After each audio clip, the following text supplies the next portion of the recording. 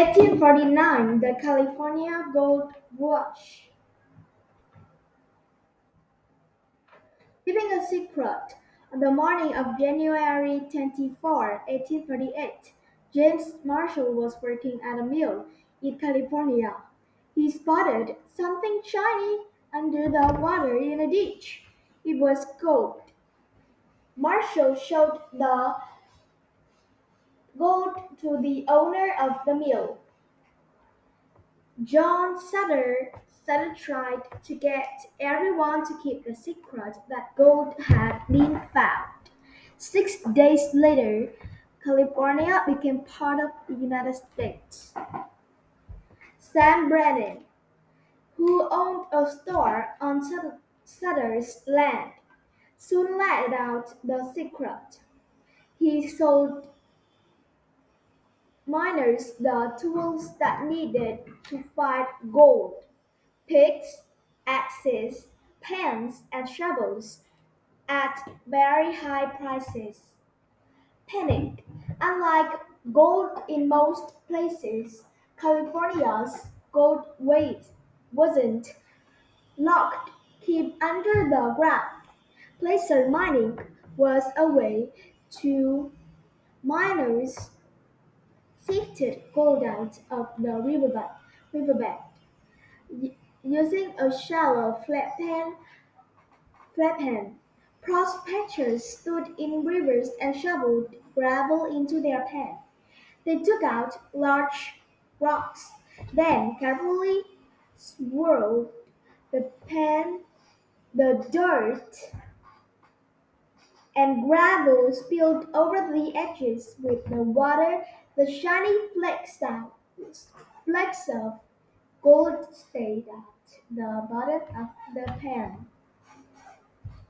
The 49ers, gold fever, greed, and excitement brought on by the discovery of gold took hold of many people. At the time, many workers earned less than a dollar a day. In 1849, around 90,000 people, called 49ers, joined the gold rush. People from Mexico and countries in Central and South America traveled to California. Some enslaved black people were brought by their enslavers. Free black people also came. The trip to the gold mines could take months and was not cheap. People had to pay to get there and for food during travel. Many 49ers planned to make money quickly and return home. Others were ready for adventure. People from California,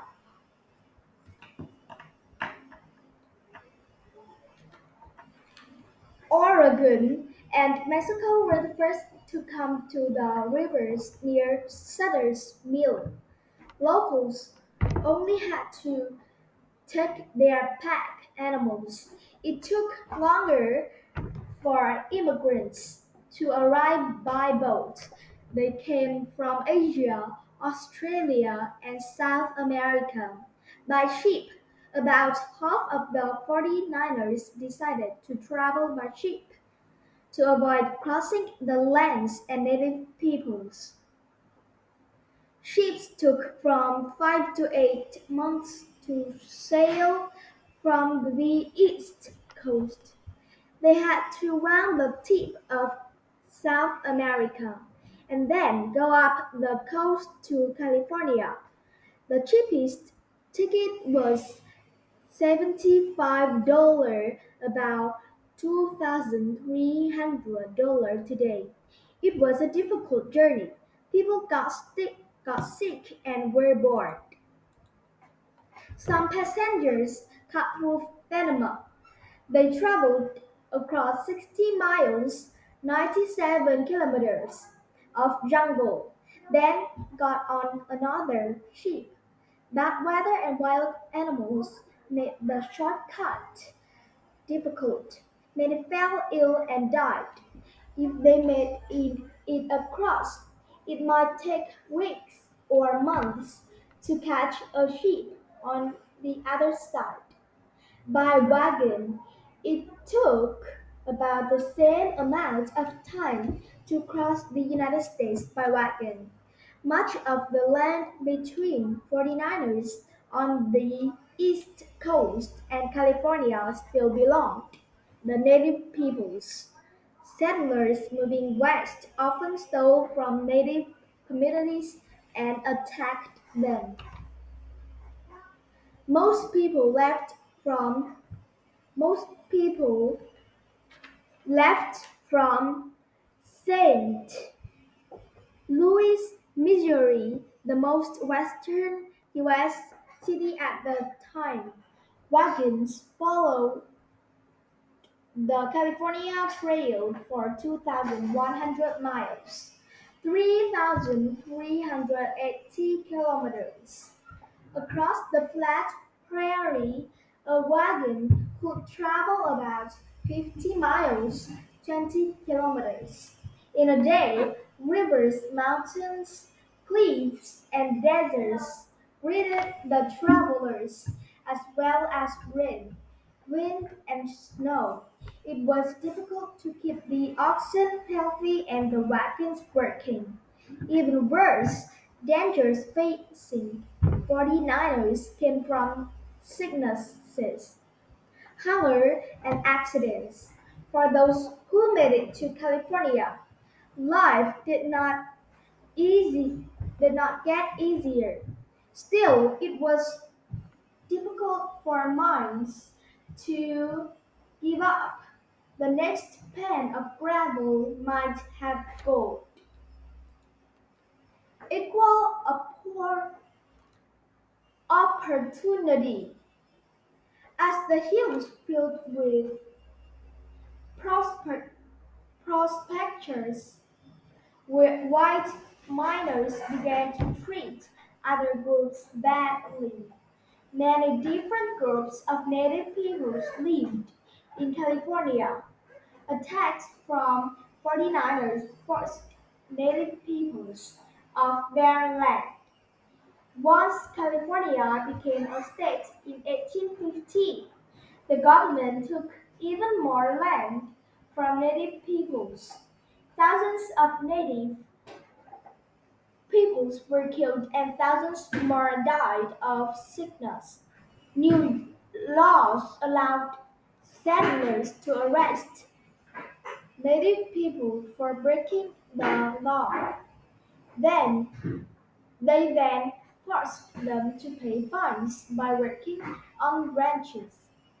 White prospectors wanted as little competition as possible. California forced miners from other countries to live by taxing them, including those from China. Finding gold wasn't easy. Even those who found gold often lost it. Robbers were common. Goods cost a lot of money. Some early prospectors got rich, mostly large companies could mine for the deeper gold, so they were the most successful. Some people got rich just by selling goods to the miners. Sam Brennan became one of the first millionaires in the United States. Levi Strauss sold pens thought tough enough to handle the work. Blue jeans. Women started businesses cooking, running boarding houses, and washing clothes. The Golden State. The gold rush brought success to white settlers. The U.S. government and rich people Unfortunately, the gold rush was also harmful in many ways. It brought around 300,000 settlers, mostly white, to what were once native lands in California. More than 100,000 native peoples were dead 20 years after the gold rush had begun. The gold rush forever changed the western United States. Today, California was more than any of the other 49 states.